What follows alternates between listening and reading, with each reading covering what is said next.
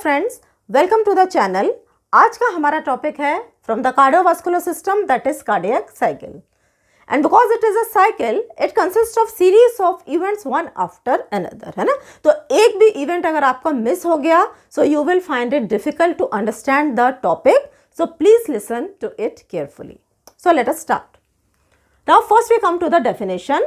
The series of mechanical events that take place in the heart during one heartbeat due to the electrical changes, है ना। यानी कि heart के अंदर एक के बाद एक मैकेनिकल इवेंट्स होते रहते हैं और ये जो इवेंट्स हैं they are basically due to the changes in the electrical activity, ठीक है, ड्यूरिंग वन हार्ट बीट, है ना। तो एक हार्ट बीट के अंदर हार्ट के अंदर जितने चेंजेस होंगे उनको हम बोलते हैं कार्डियक साइकिल, ठीक है।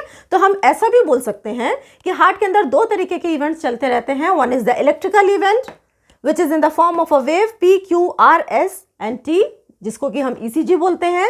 And second is the mechanical events which consist of systole and diastole, है ना। सिस्टोल का मतलब होता है contraction of the heart and diastole का मतलब होता है रिलैक्सेशन ऑफ द हार्ट, ठीक है। Then we come to the duration of cardiac cycle और द कार्डियक साइकिल टाइम, है ना। So it is the time taken by one cardiac cycle to complete. एक साइकिल को कंप्लीट होने में जितना समय लगता है उसको हम बोलते हैं cardiac cycle time and it is basically 0.8 seconds, है ना। तो 0.8 सेकेंड्स की हमारी कार्डियक साइकिल होती है, ठीक है। अगर हम इसको देखें for example, if the heart rate is 75 beats per minute, अगर हम मान के चलें कि किसी व्यक्ति का heart rate 75 beats per minute है और हमको मालूम है कि एक मिनट के अंदर 60 सेकंड्स होते हैं, तो 60/75 दैट कम्स टू 0.8 सेकेंड, है ना। यानी कि यही 0.8 सेकेंड का समय है जिसके अंदर कार्डियक साइकिल के अंदर पूरे इवेंट्स हो जाते हैं, ठीक है। Now if we increase the heart rate, for example if we increase the 75 to 100 और 150, तो ये वाला टाइम कम होगा कि ज़्यादा होगा? ये वाला जो टाइम है that is 0.8 second, it will reduce.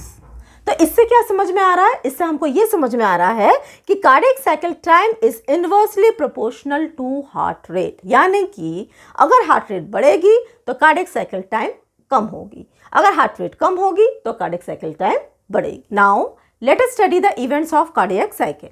So the cardiac cycle consists of 4 events. One is the atrial systole, that is contraction of the atrium, which is of 0.1 second. The second is atrial diastole, which is of 0.7 second. So that comes to 0.8 seconds. Then the ventricular systole, that is the contraction of the ventricle, which is 0.3 seconds, and ventricular diastole, which is 0.5 seconds, है ना। तो अगर हम इन दोनों को add करेंगे तो it comes to about 0.8 seconds. So when we add 0.8 and 0.8 then it comes to 0.16 seconds. तो क्या ऐसा है कि कार्डियक साइकिल हमारी 0.16 सेकेंड्स की है? ऐसा बिल्कुल भी नहीं है, क्योंकि ये जो एट्रियल और वेंट्रिकुलर इवेंट्स हैं they are taking place in overlap, है ना। यानी कि ये एक साथ हो रहे हैं, ठीक है। इसीलिए जो टोटल कार्डियक साइकिल का जो टाइम ड्यूरेशन है दैट इज 0.8 सेकेंड्स, ठीक है। So before starting about detail let us just have a look at the diagram, है ना। तो हमको मालूम है जो ऊपर वाले चेंबर्स हैं एट्रियम है, नीचे वाले चेंबर्स वेंट्रिकल्स हैं, ठीक है। एट्रियम में ज्वाइन हो रहा है superior vena cava and inferior vena cava. Left atrium से निकल रही हैं पल्मोनरी वेन्स, राइट वेंट्रिकल से निकलती है पल्मोनरी ट्रंक और लेफ्ट वेंट्रिकल से निकलता है आयोटा, ठीक है। Now first we will study about the atrial systole, है ना। तो atrial systole marks the beginning of cardiac cycle. वैसे तो साइकिल है, आप कहीं से भी शुरू कर सकते हैं, लेकिन यहाँ पर हम एट्रियल सिस्टोल से शुरुआत करते हैं। Why? Because the SA node which is the pacemaker is present in right atrium, है ना। तो जो SA नोड है, ठीक है,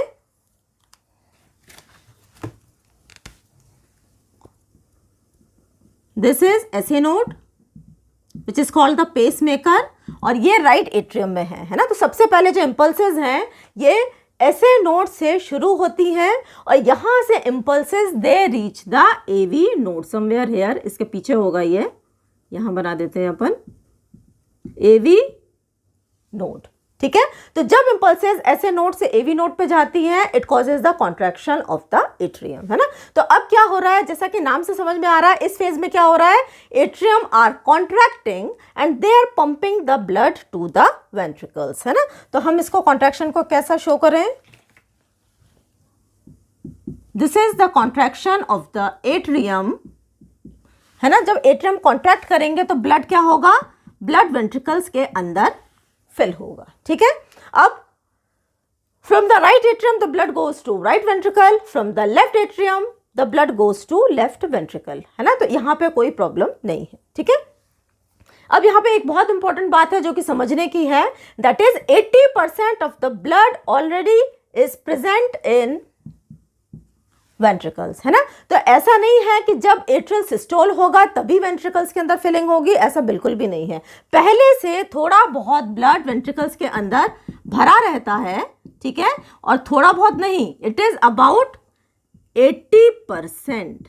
80% of blood is already filled in ventricles and it is only the 20% blood which comes when the atrium contracts and release the blood into the ventricles, है ना। तो हम ये कह सकते हैं कि जब एट्रियम का कॉन्ट्रैक्शन होता है तो सिर्फ 20% फिलिंग टेक्स प्लेस, ठीक है। देन यहाँ पर atrioventricular valves are open, as you can see here, this is the tricuspid and this one is the bicuspid. तो ये वेल्व्स हमारे ओपन है और ब्लड हमारा एट्रियम से वेंट्रिकल्स में फिल हो रहा है, ठीक है। It is marked by active ventricular filling, है ना। तो देख रहे हैं आप इस डायग्राम में वेंट्रिकुलर फिलिंग तो हो ही रही है। अब ये वेंट्रिकुलर फिलिंग दो तरीके की होती है, one is passive that is already the blood present and another one is active that is when the atrium are contracting and they are pouring the blood into the left ventricle. तो हम ये बोल सकते हैं this phase it is marked by active ventricular filling, और हम यहाँ पे लिख सकते हैं which is about 20%. Now, impulses from the SA node reach the AV node और यहाँ पर आकर impulse थोड़ी देर के लिए रुकती है, जिसको कि हम बोलते हैं नोडल डिले। ये नोडल डिले क्यों हो रहा है? ये नोडल डिले इसलिए हो रहा है कि एट्रियम पूरी तरीके से कॉन्ट्रैक्ट हो जाए और पूरी तरीके से ब्लड को एट्रियम से वेंट्रिकल्स के अंदर पोर कर दें। Now after atrial systole comes atrial diastole and ventricular systole, है ना। तो दोनों इवेंट्स बिल्कुल एट्रियल सिस्टोल के बाद होते हैं। तो first let us study about atrial systole which is of 0.7 seconds, है ना। तो इसमें क्या होगा, एट्रियल डायस्टोल में एट्रियम रिलैक्स करते हैं। तो अब ये जो एट्रियम है दे विल स्टार्ट रिलैक्सिंग, है ना। और जब ये रिलैक्स करेंगे तो इनके अंदर नेगेटिव प्रेशर डेवलप होगा, माइनस प्रेशर डेवलप होगा और blood from the superior and inferior vena cava will come into the right atrium and the blood from the pulmonary veins will come into the left atrium, है ना। तो blood का flow कैसा हो जाएगा, into the atrium, ठीक है। तो एट्रियम रिलैक्स हो रहे हैं, एट्रियम के अंदर प्रेशर कम हो रहा है and because of that there is flow of blood from the superior and inferior vena cava to the right atrium and the pulmonary veins into the left atrium. Now at the end of atrial systole comes ventricular systole, है ना। या फिर जो atrial diastole है और ventricular systole है, ये दोनों इवेंट साथ में चलते हैं, ठीक है। तो ventricular systole का जो टाइम है दैट इज 0.3 सेकेंड्स, ठीक। अब after atrial systole comes ventricular systole. Why? Because the electrical impulses from AV node reach the Purkinje fibers, है ना। तो यहाँ पे impulses जब right atrium से SA node से AV node पर आई थी, this is AV node and there was contraction of the atrium, ठीक है। अब impulses bundle of His में transmit होती हैं, then they divide into right and left bundle branch and they finally reach the apex of the heart and divide into the Purkinje fibres, है ना। तो ये परकिंजी फाइबर्स में डिवाइड हो गई और जब इंपल्सेस परकिंजी फाइबर्स तक आती हैं then they causes the contraction of the ventricles, ठीक है। तो अब इसमें क्या हो रहा है, the starting of the ventricular systole is marked by the closure of AV valves, है ना। जैसे ही वेंट्रिकुलर सिस्टोल का शुरुआत होता है तो ब्लड वेंट्रिकल से ऑपोजिट डायरेक्शन में that means towards the atrium flow करने लगेगा एंड इस बैकवर्ड फ्लो को प्रिवेंट करने के लिए there is sudden closure of AV valves. ठीक है, क्यों एवी वेल्व्स बंद होंगे? क्योंकि नहीं तो क्या होगा, वेंट्रिकल का जो ब्लड है वो ऊपर एट्रियम की तरफ रश करेगा, है ना। और हमको मालूम है कि हमारे एवी वेल्व्स का अलाइनमेंट कैसा है, ऐसा है ना। तो जब यहां पे ब्लड भरेगा so they will close like this, they will close like this. ठीक है, तो हम ये बोल सकते हैं to prevent the backflow of blood to atrium, there is sudden closure of AV valves, that is atrioventricular valves, that is tricuspid and bicuspid valve, and this marks the first heart sound, that is S1. ठीक है, अब क्या होगा, अब AV valves बंद हो गए हैं, सेमिलूना वेल्व्स अभी पहले से बंद हैं। क्यों है ये पहले से बंद? क्योंकि अभी वेंट्रिकल के अंदर इतना प्रेशर जनरेट नहीं हुआ है कि ये इन वेल्व्स को खोल पाए। ठीक है, so now the ventricles contract as a closed cavity, है ना। तो क्यों closed cavity है? Because the AV valves are closed, the semilunar valves are closed, there is no blood entering from anywhere, there is no blood rushing out from ventricles, है ना। तो blood ना तो ventricle के अंदर कहीं से आ रहा है, ना blood ventricle के अंदर कहीं से जा रहा है। ठीक है, but the ventricular pressure is continuously rising, pressure इसके अंदर बढ़ता चला जा रहा है। ठीक है, वेंट्रिकुलर प्रेशर। ठीक है, and as a result this period is called as isometric contraction period. क्यों?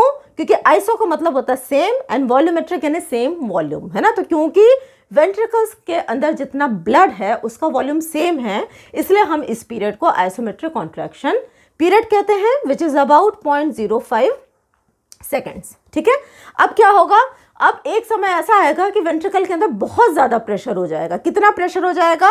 अगर हमको इन वेल्व्स को खोलना है तो हमको इनके वेंट्रिकल के अंदर का प्रेशर आयोटा के अंदर के प्रेशर से ज़्यादा रखना पड़ेगा, है ना। तो पहले तो आयोटा के अंदर प्रेशर कम होता है वेंट्रिकल्स के कंपैरिजन में, लेकिन जैसे जैसे कॉन्ट्रैक्शन होता जाता है वेंट्रिकल्स का, तो वेंट्रिकल का pressure it reaches to 120 millimetre of mercury, which is lesser than the pressure in the aorta. And now this pressure is enough to open the semilunar valves. तो अब क्या होगा, अब सेमिलुनर वेल्व्स खुल जाएंगे। ठीक है, and blood rashes from the ventricles into the aorta and pulmonary trunk, है ना। तो हम यहाँ पे बना देते हैं, अब यहाँ से ब्लड कहाँ फ्लो होना शुरू हो गया, आयोटा के अंदर। ठीक है, एंड पल्मोनरी ट्रंक। कब तक प्रेशर बढ़ेगा? अब आयोटा के अंदर भी प्रेशर कितना हो जाएगा, 120 millimetre of mercury, and this aorta will transmit the blood to different systems of the body, है ना। तो वो एक अलग इशू है।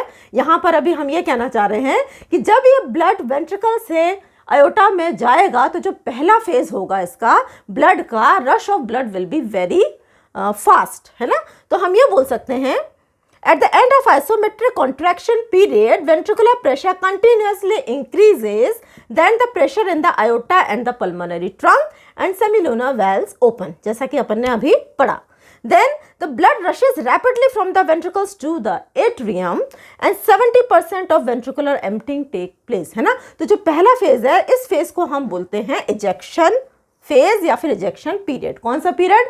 जब ब्लड वेंट्रिकल से आयोटा और पल्मोनरी ट्रंक में जा रहा है। ठीक है, लेकिन जो पहला पोर्शन है वो होगा रैपिड, और इसलिए हम उसको बोलते हैं रैपिड इजेक्शन पीरियड या फिर मैक्सिमम इजेक्शन पीरियड, क्योंकि ज़्यादा अमाउंट ऑफ ब्लड इस पीरियड में चला जाएगा due to rapid rush of blood. अब थोड़े समय के बाद में जब 70% वेंट्रिकल एम्प्टी हो जाएंगे तो प्रेशर थोड़ा सा कम हो जाएगा, and this period is called reduced ejection period, which is about 0.14 second, है ना। और ध्यान रखने वाली बात क्या है कि 30% of ventricular emptying take place during this period. Ventricular diastole, है ना, ये होता है 0.5 सेकेंड्स का। अब वेंट्रिकुलर डायस्टोल के अंदर basically ventricles they start relaxing, है ना। तो यहाँ पर वेंट्रिकल्स ने अपना रिलैक्सेशन शुरू कर दिया है।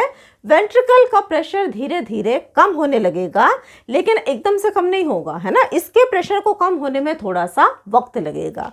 तो अभी भी हमारे सेमिलुनर वेल्व्स ओपन हैं, क्योंकि बैक फ्लो ऑफ ब्लड अभी नहीं हो रहा है, बिकॉज वेंट्रिकल का प्रेशर अभी उतना गिरा नहीं है, है ना। तो हम ये कह सकते हैं The period between the starting of diastole and the closure of semilunar valve is called the protodiastolic phase.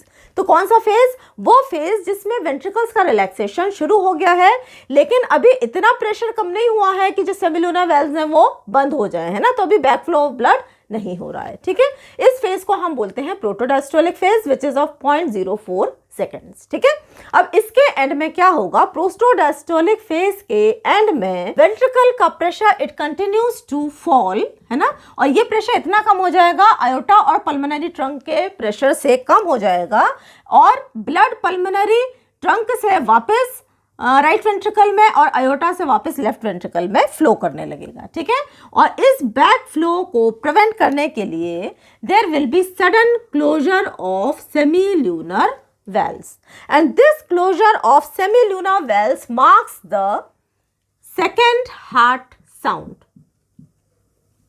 ठीक है, जिसको कि हम बोलते हैं S2, है ना.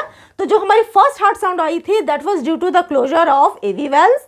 The second heart sound is due to the closure of semilunar valves, है ना. और ये साउंड आपको कब सुनाई देगी?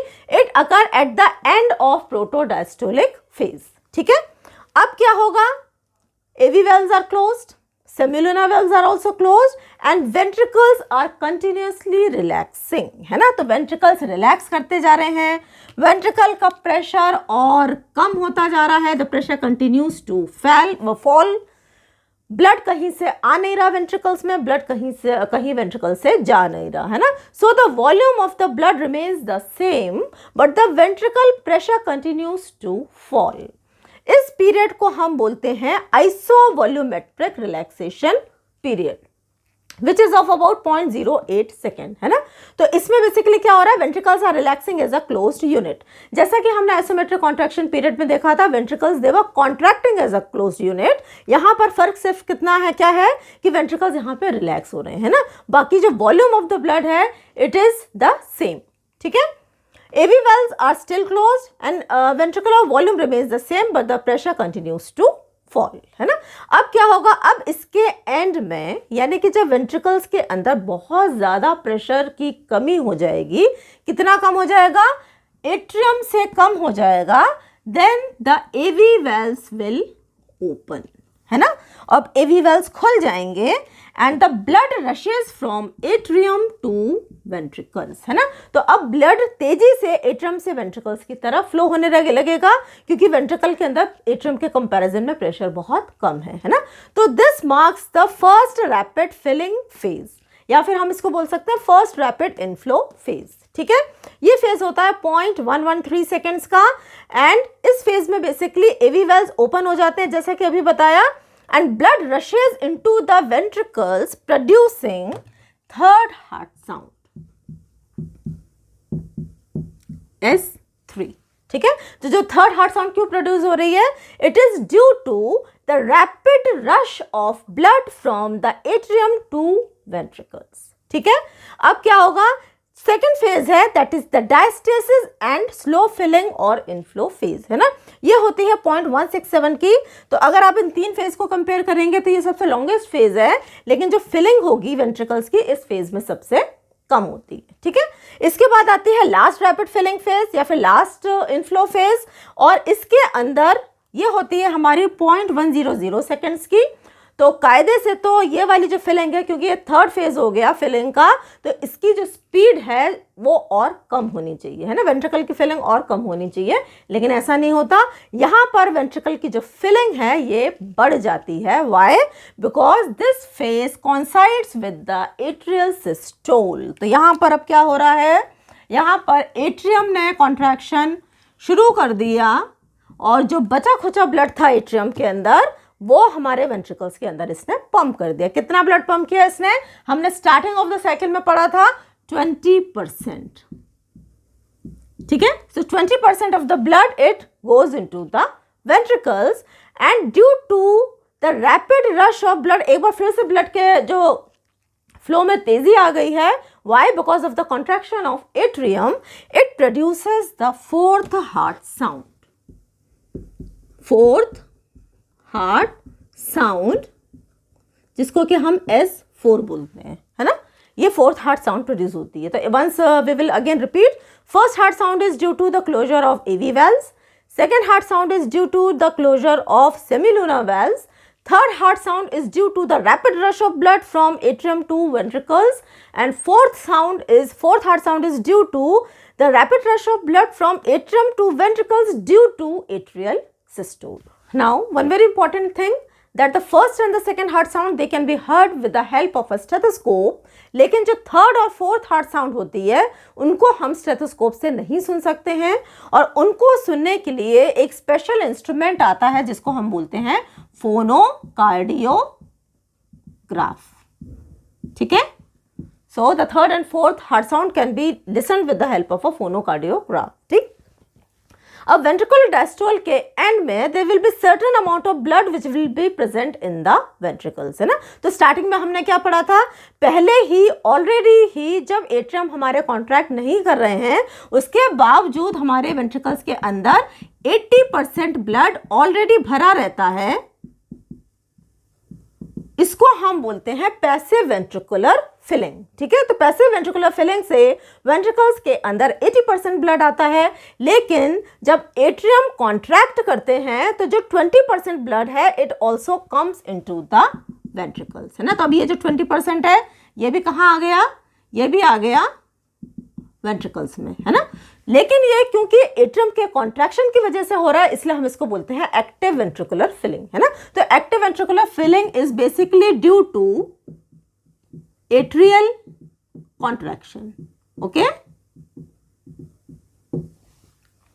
सो at the end of the ventricular diastole, the amount of blood which is present in the ventricle is 120 ml, है ना। इससे आप कंफ्यूज नहीं हो, ये परसेंटेज में वैल्यू है और ये ml में वैल्यू है। ठीक है, तो 120 ml of blood is present in the ventricles eight the end of diastole, जिसको हम बोलते हैं एंड डायस्टोलिक वॉल्यूम, है ना। तो एंड डायस्टोलिक वॉल्यूम कितना हो गया, 120 ml। ठीक है, अब हमको ये मालूम है कि वेंट्रिकल्स के अंदर कितना ब्लड है, और हमको ये मालूम है कि वेंट्रिकल्स कितना ब्लड पर बीट इजेक्ट करते हैं, जिसको हम बोलते हैं stroke volume. Stroke volume is the amount of blood which is ejected by the ventricles पर बीट, है ना, और ये होता है लगभग 70 ml। ठीक है, तो कितना ब्लड वेंट्रिकल्स इजेक्ट कर रहे हैं और कितना ब्लड वेंट्रिकल्स के अंदर ऑलरेडी प्रेजेंट है, अगर हमको ये दो वैल्यूज मालूम है तो हम कैलकुलेट कर सकते हैं इजेक्शन फ्रैक्शन, है ना। So ejection fraction is equal to 70 ml upon 120 ml, और जब आप इसको कैलकुलेट करेंगे तो it will come to about 60%, है ना। तो normal ejection fraction is about 60%। Now अब हम कार्डियक साइकिल को पाई चार्ट के फॉर्म में भी समझ सकते हैं।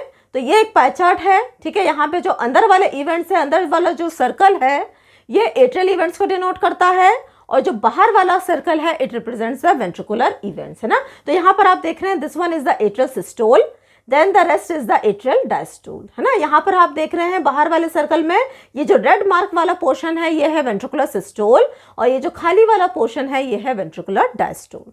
तो इस डायग्राम से हमको एक बात और समझ में आ रही है, that is the systole of atrium and ventricles never overlap, है ना। systole of atrium and ventricles they will never overlap, मतलब एक जब खत्म होगा तभी दूसरा शुरू होगा, ठीक है। लेकिन अगर हम डायस्टोल की बात करते हैं तो यहाँ पर आप देखें 1 2 3 4, है ना। 4 segments of atrial diastole they are overlapping with the 1 2 3 4 segments of the ventricular diastole. तो हम ये भी बोल सकते हैं the diastole of atrium and ventricles partially overlap, है ना।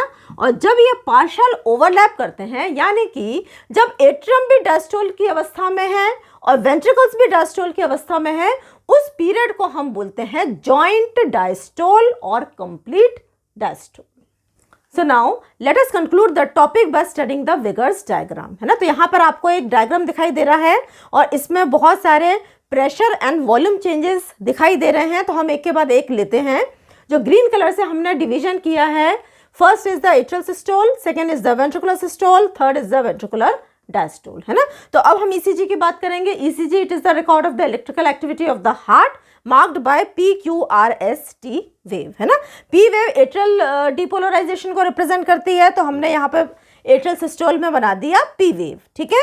QRS कॉम्प्लेक्स डिनोट करता है वेंट्रिकुलर सिस्टोल को, तो यहाँ पे हमने बना दिया QRS complex. And T wave represents the ventricular repolarisation यानी कि वेंट्रिकुलर डायस्टोल, तो यहाँ पे हमने टी वेव बना दी, ठीक है। अब हम हार्ट साउंड की बात करेंगे, तो जो पहली हार्ट साउंड है that is due to closure of AV valves, है ना। तो ये हमको कब सुनाई देती है?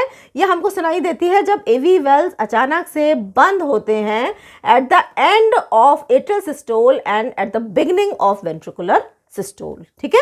सेकेंड हार्ट साउंड हमको कब सुनाई देती है? It is due to the closure of the semilunar valves at the end of the protodiastolic period, यानी कि वेंट्रिकुलर डायस्टोल एकदम शुरू हुआ और साउंड सुनाई नहीं देती है हमको, है ना। थोड़ा सा जब वेंट्रिकल का प्रेशर बहुत कम हो जाता है कि बैक फ्लो होने लगे, तब ही सेमीलूनर वेल्स बंद होते हैं। तो जो वो ब्रीफ टाइम होता है, यानी कि जो ये प्रोटोडायस्टोलिक वाला फेज है, इसके बाद में हमने बना दी सेकेंड हार्ट साउंड, ठीक है। अब अगर जुगुलर वेन के अंदर भी कुछ प्रेशर चेंजेस देखने को मिलते हैं during the cardiac cycle, so they are represented in the form of a wave. The positive waves are ACV and the negative waves are X, X1 and Y, ठीक है। फिर अगर हम वेंट्रिकल की प्रेशर की बात करेंगे, तो वेंट्रिकल का प्रेशर आप देख रहे हैं, जैसा एट्रियल सिस्टोल है, तो एट्रियल सिस्टोल में धीरे धीरे क्या हो रहा है, प्रेशर वेंट्रिकल्स में बढ़ रहा है। इस पॉइंट पे माइट्रल वेल्व बंद हो रहे हैं, है ना। और जब ये माइट्रल वेल्व बंद हो जाते हैं, ठीक है, ये माइट्रल वेल्व बंद हो गए, तो प्रेशर कंटिन्यू टू इंक्रीज, है ना। तो ये प्रेशर धीरे धीरे बढ़ता जा रहा है। ये फेज है आइसोमेट्रिक कॉन्ट्रैक्शन पीरियड का। टॉप पर आके प्रेशर हो जाता है लगभग 120 millimetre of mercury. Now 120 millimetre of mercury का प्रेशर इसके अंदर क्रिएट हो गया है, तो क्या होगा, ब्लड हमारे वेंट्रिकल से आयोटा और पल्मोनरी ट्रंक में जाएगा। और जब ब्लड जाने लगेगा तो एक टाइम ऐसा आएगा कि इसके अंदर प्रेशर कम हो गया, so the semilunar valves will close. अब ये क्लोज हो जाएंगे, वेंट्रिकल्स हमारे रिलैक्स करेंगे और एवी वेल्व्स हमारे ओपन होंगे, है ना। जब एवी वेल्व्स ओपन होंगे तो फिर से रैपिड फिलिंग जो हमारे वेंट्रिकल्स की वो चालू हो जाएगी, ठीक है।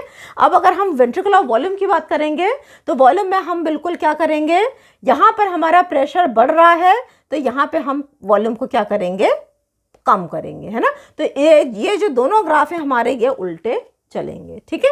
फिर अगर हम एट्रियम की बात करेंगे, तो एट्रियम में स्टार्टिंग में एट्रियल सिस्टोल में थोड़ा सा पीक आएगा, प्रेशर क्रिएट होगा। Then there is again a peak at isometric contraction phase, और फिर ये धीरे धीरे कम होगा और अगेन ये इस तरीके से जाएगा, ठीक है। और अयोटा की बात करेंगे, तो अयोटा में बेसिकली धीरे धीरे प्रेशर राइज होगा। वेंट्रिकुलर सिस्टोल के समय में ये प्रेशर थोड़ा सा बढ़ जाएगा एंड अगेन ड्यूरिंग डायस्टोल ये कम होगा। So I hope you understood the topic. Please like, subscribe and share. Thank you.